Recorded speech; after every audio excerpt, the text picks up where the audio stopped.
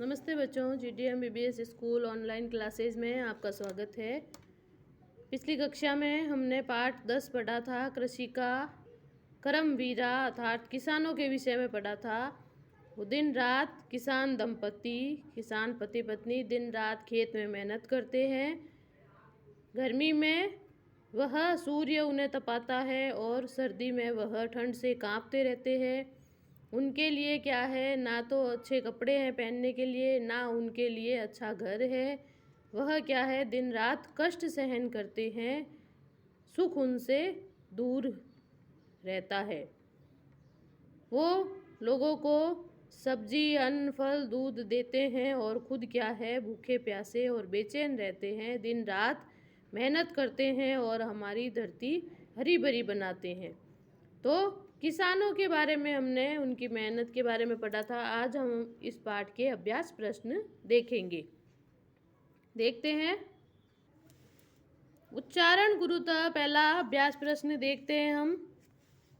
तो इस प्रश्न में हमें इन शब्दों का उच्चारण करना है, सिर्फ उनको शुद्ध रूप से बोलना है। सूर्यस्तप्तु वारयितुम पादत्राणे जीर्णम ग्रीष्मे कंटकावृता शीतकाले अपि। इसको अ बोलते हैं।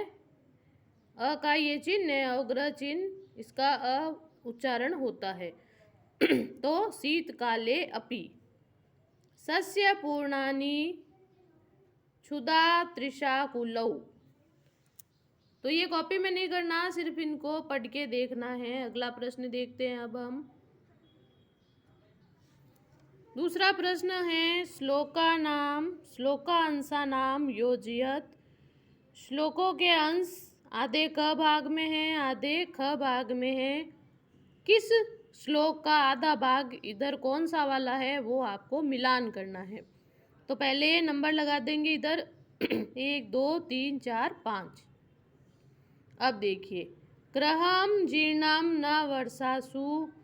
घर जिनका क्या है, पुराना है, जो वर्षा ऋतु में वर्षा होने पर वह क्या है, वृष्टि वारितुम क्षमम।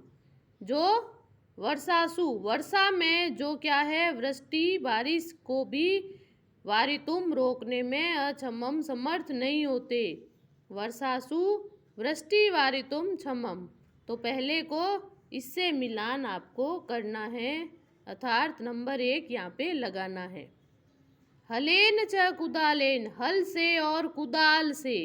क्या करते हैं हल से और कुदाल से? तौ तु क्षेत्राणि कर्षतः, उन दोनों से वह खेत जोतते हैं। अगला देखते हैं। पादयोर न पाद त्राणे, यहाँ पे प आएगा। पादयो यानी पैरों में, न यानी नहीं है। पाद त्राणे यानी जूते, पैरों में जिनके जूते नहीं हैं। पाद त्राणे का शब्दार्थ मैंने बताया था, जूते। पैरों में जिनके जूते नहीं हैं। आगे क्या आएगा? शरीरे वसनानि नो, और शरीर पर जिनके वस्त्र नहीं हैं। किसानों के पैरों में ना जूते हैं, ना शरीर पे वस्त्र है। आगे देखिए, तो नंबर लगा देना। तयो श्रमेण क्षेत्राणि, वे दोनों किसान पति पत्नी श्रमेण यानी श्रम से, परिश्रम से अपने खेतों को सस्य पूर्णानि सर्वदा, हरे भरे हमेशा बनाते हैं। अपनी मेहनत से वह खेतों को क्या करता है, हरे भरे बनाता है। धरित्री सरसा जाता, धरित्री सरसा जाता, धरती हरी भरी हो जाती है। या शुष्का कंटकावृता, जो क्या है, सूखी और कांटों से युक्त होती है। वह धरती हरी भरी हो जाती है जो सूखी और कांटों से युक्त होती है। तो इस प्रकार ये पहला प्रश्न हमारा हुआ। दूसरा देखते हैं अब हम। उपयुक्त कथना नाम समक्षम आम, यानी जो उपयुक्त है, सही कथन है, सही वाक्य लिखा है, उसके आगे हमें आम लिखना है, यानी हाँ और अनुपयुक्त यानी जो वाक्य अनुचित है उसके सामने हमें न लिखना है। ठीक है, तो देखिए, न कृषका शीतकाले अपि कर्मठा भवन्ति, किसान शीतकाल में भी कर्मठ होते हैं, अर्थात ठंड होने पर भी किसान क्या है, कर्मशील रहते हैं। तो क्या लिखेंगे, हाँ। कृषका हलेन क्षेत्राणि न कर्षन्ति, किसान हल से खेत नहीं जोतते। तो ये सही बात है क्या, खेत से हल नहीं जोतते?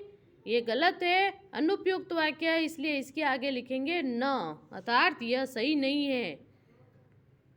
सिर्फ सही वाक्य के आगे ही आम यानी हाँ लिखना है, गलत वाक्य के आगे न लिखना है। कृषका सर्वेभ्य अन्नम यच्छन्ति, किसान सबके लिए अन्न देता है, आम यानी हाँ, किसान सभी के लिए अन्न देता है, हाँ, तो आम।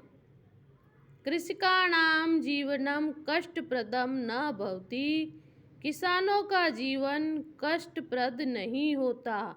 यह वाक्य सही नहीं है, क्योंकि किसान तो बहुत कष्ट उठाता है, पहनने के लिए कपड़े नहीं है, और बारिश आए तो अपने घर में वो घर को पानी से नहीं बचा सकता, कच्चे घर होते हैं उनके, और सर्दी में वह कांपते रहते हैं, गर्मी में वह धूप में काम करते हैं, तो उनका जीवन कष्टप्रद नहीं होता क्या, होता है। इसलिए ये वाक्य क्या है, गलत। ये कह रहा है जीवन कष्टप्रद नहीं होता, तो इस वाक्य के आगे लिखेंगे न, क्योंकि ये वाक्य उचित नहीं है। कृषकः क्षेत्राणि सस्य पूर्णानि करोति, किसान खेतों को हरा भरा करता है। तो ये वाक्य सही है, इसके लिए इसके आगे लिखेंगे आम यानी हाँ। शीते शरीरे कंपन न भवति, सर्दी में शरीर कंपन नहीं होता, यानी शरीर ठंड से नहीं कांपता।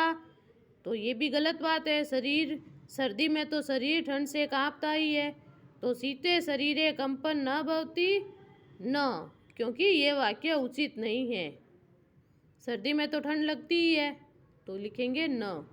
श्रमेण धरती सरसा भवति, श्रमेण यानी परिश्रम से धरती हरी भरी होती है, आम यानी हाँ। यह वाक्य सही है, इसलिए इसके आगे लिखेंगे आम। आगे देखते हैं हमारा प्रश्न नंबर 4। मंजूषातः यानी ये जो डिब्बा बना हुआ है, मंजूषा बनी हुई है, इसमें से शब्द चित्वा यानी चुनकर पर्यायवाची पदानि चित्वा लिखत। मंजूषा में शब्द दिए हुए हैं, इससे चुनकर आपको इन शब्दों के पर्यायवाची लिखने हैं। इन शब्दों का पर्यायवाची इनमें से कौन सा है, वह आगे लिखना है। सबसे पहले देखते हैं क्या है, वसनानी।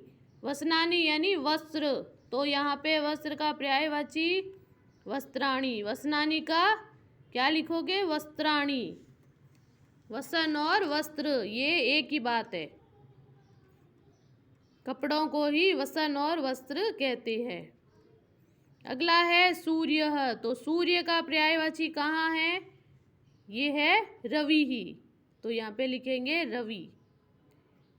तृषा, तृषा यानी प्यास लगना, तो तृषा और पिपासा यानी प्यास, ये दोनों प्यास के ही पर्यायवाची है, तृषा और पिपासा, तो यहाँ पे पिपासा लिखेंगे।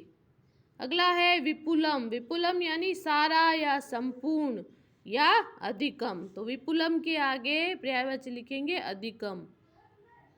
जीर्णम, जीर्ण होता है कटा फटा खराब, और जर्जर यानी भी टूटा हुआ कटा फटा खराब। जीर्णम का जर्जरम, जीर्णम का जर्जरम, टूटा फूटा खराब पुराना। धरित्री, धरित्री क्या है, पृथ्वी का पर्यायवाची है, तो धरित्री के आगे लिखेंगे पृथ्वी। अगला प्रश्न है हमारा 5वां प्रश्न है, मंजूषात विलोम पदानि चित्वा लिखत। मंजूषा से विलोम शब्द चुनकर लिखने आपको, यानी इन शब्दों के विलोम शब्द कौन सा है जिसके आगे लिखना है। सुखम का उल्टा विलोम विपरीत अर्थ क्या है, दुखम, तो यहाँ लिखेंगे दुखम। दूरे, दूरे का विलोम शब्द क्या है? पार्श्वे, तो लिखेंगे यहाँ पे पार्श्वे यानी पास में।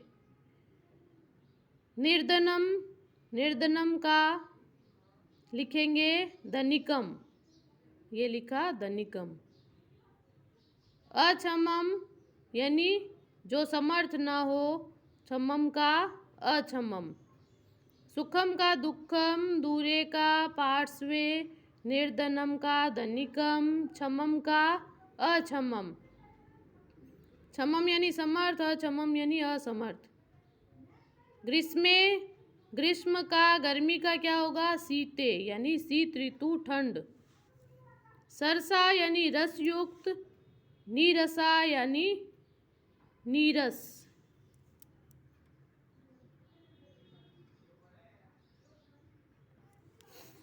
अगला प्रश्न देखो। प्रश्नानाम उत्तराणि लिखत। नीचे दिए गए प्रश्नों के उत्तर आपको लिखने हैं। कृषकाः केन क्षेत्राणि कर्षन्ति? किसान किससे खेत जोतते हैं? तो सबको पता है किससे जोतते हैं, तो हलेन, कुदालेन च क्षेत्राणि कर्षन्ति। हलेन, कुदालेन च क्षेत्राणि कर्षन्ति। हल और कुदाल से खेत जोतते हैं।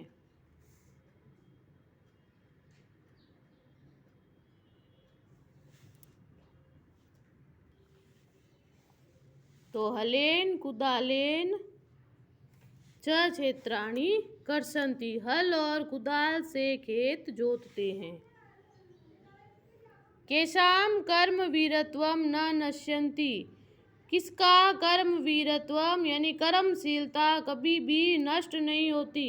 चाहे धूप हो, चाहे बारिश हो, कौन अपने काम करने से नहीं हटता। अपनी कर्म वीरता किसकी नष्ट नहीं होती, तो उसके शाम की जगह हम लिखेंगे कृषिकाणाम कर्म वीरत्व न नश्यति। ठीक है, कृषिकाणाम अर्थात किसानों का क्या है? कर्मशीलता, कर्म वीरत्व नष्ट नहीं होता है। अगला प्रश्न है श्रमेण का सरसा भवति? परिश्रम करने से क्या रसयुक्त हो जाती है, क्या हरी भरी हो जाती है? तो वो है हमारी धरित्री यानी पृथ्वी। श्रमेण धरित्री सरसा भवति, तो इसमें उत्तर लिखोगे धरित्री। अगला प्रश्न है कृषकाः सर्वेभ्यः किम किम यच्छन्ति? किसान सर्वेभ्य यानी सबके लिए किम किम यच्छन्ति क्या क्या देता है, तो किसान क्या क्या देता है? साकम यानी सब्जियां, अन्नम यानी अनाज, फलम यानी फल, दुग्धम यानी दूध, च यच्छन्ति यानी देता है। कृषका सर्वेभ्य, फिर लिखोगे साकम, अन्नम, फलम, दुग्धम च यच्छन्ति, तो ये सब किसान सभी के लिए देता है। अंतिम प्रश्न है कृषकात् दूरे किम तिष्ठति? किसान से क्या दूर रहता है? दूरे किम तिष्ठति क्या दूर रहता है? वो है सुखम, क्योंकि किसान दिन भर परिश्रम करता है, सुख उससे हमेशा दूर रहता है। तो देखिए फिर से एक बार, कृषका केन क्षेत्राणि कर्षन्ति? किसान किससे खेत जोतता है? हलेन, कुदालेन च क्षेत्राणि कर्षन्ति। केषां कर्म वीरत्व न नश्यति? कृषिकाणाम कर्म वीरत्व न नश्यति। श्रमेण का सरसा भवति? श्रमेण धरित्री सरसा भवति। चाहो तो एक शब्द में भी उत्तर दे सकते हो आप। कृषका सर्वेभ्य किम किम यच्छन्ति? कृषका सर्वेभ्य साकम, अन्नम, फलम, दुग्धम च यच्छन्ति। कृषकात् दूरे किम तिष्ठति? किसान से दूर क्या रहता है? कृषकात् दूरे सुखम तिष्ठति। तो ये आप कार्य अपनी कॉपी में साफ और सुंदर राइटिंग में लिखेंगे। पाठ मैंने पढ़ा दिया, उसकी हिंदी भी मैंने आपको बताई थी, उसकी शब्दार्थ हिंदी और प्रश्न उत्तर आप अपनी कॉपी में करेंगे।